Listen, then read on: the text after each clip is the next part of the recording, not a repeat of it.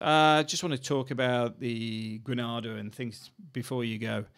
First thing I want to say is if you're going to Alhambra, which is the big palace, pre-book. When they give you a ticket, they've got the dates on there as well. Sorry, the time and date. You've got a specific time of entry. You've got to be there at those times. Don't just turn up and expect to be let in. You may be disappointed to the fact that there's no tickets left. They sell out daily on a regular basis. So pre-booking is important. The next thing I will say is the old town is little narrow, cobbled in stone roads, which are a car wide and often without footpaths on the other side. Very, very narrow places, not a place to park. There is car parking around, but to be honest, we found it easier to actually just get a hotel nearer the main roads and then just hop onto the metro. You know, it's only 125 on the metro. I think, yeah, it's one.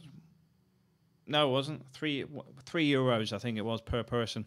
Return 2 tickets, because you pay to hop on and hop off. So, well, you pay to hop on twice, but you pay for each journey. So it doesn't matter if you're deciding to get off and on halfway, then go the further way. That will be counted as 2 trips. It's not counted as one.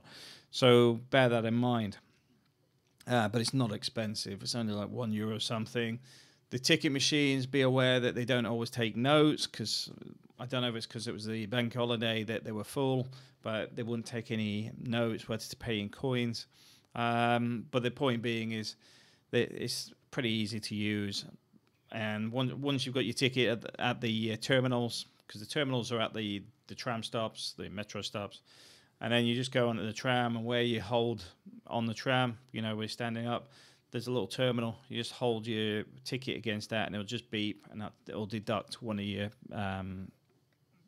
rides off it. Very simple service, easy, no hassle. Another thing to watch with the tram routes, though, is they go around the outside. They don't actually go in to the old town area. So what we did is got off at a university and then walked through, which only took about 10 minutes to actually get to the old town. But the bus routes will actually run you straight there. It's just that my kids haven't been on the metro before, so for them it was a new experience, which is why we ended up walking for so far. But the point being is the bus service is cheap, good, and also the metro service is very good. Parking, don't really recommend. In the old town, outside the old town, it's not really a problem, but it can be quite expensive in the main old town, because I think you're looking at probably about €20 a day for parking. Where our hotel, for example, which is on the outskirts, is €10 a day. And I'm sure if I'd bothered to try, I could probably got free street parking. But let's be honest, I'm on holiday. I don't care. What else is there to know? There's a lot of stairs. A lot of steps, sorry, not stairs. So a lot of it is not accessible for people that may struggle to, well, certainly not going to be easy in a wheelchair. And if you suffer with shortness of breath, you may struggle a little bit, but it's worth the journey if you can make it. There's a lot of the stuff in the old town was worth looking at, and we spent a bit of time in there. The rain let us down. We arrived at one of the worst times of the year, but at the same time, we hadn't planned anything on Friday, so it was just like a spur of the moment thing. But we will be going back again because we couldn't get in Alhambra when we were there. Went to the Science Museum.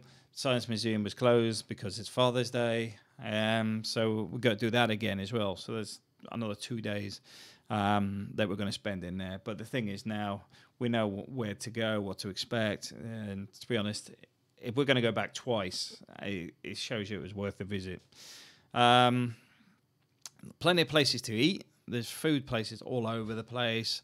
There's three transport services around. You've got the metro, which, like I said, goes around the outskirts. You've got the bus service, which goes all over the place. And if you just want to do the touring stuff, the tour guide stuff, there is a tour guide bus, which is hop on, hop off. It's €8, and you can get on and off that all day long. So it means it'll take you to all the tourist spots. So if you have got a limited amount of time, you may prefer to do that, or maybe you want to rush around and do all the tour stuff in one go. and then spend the other days doing other stuff like wandering through the market areas and things like that. It's up to you. But it was nice. It was a nice place to visit. People were friendly.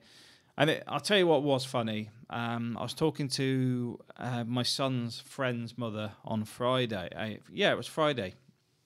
Dropped him off after school in the car, and she was just mentioning about Seville, and you get the old gypsies there.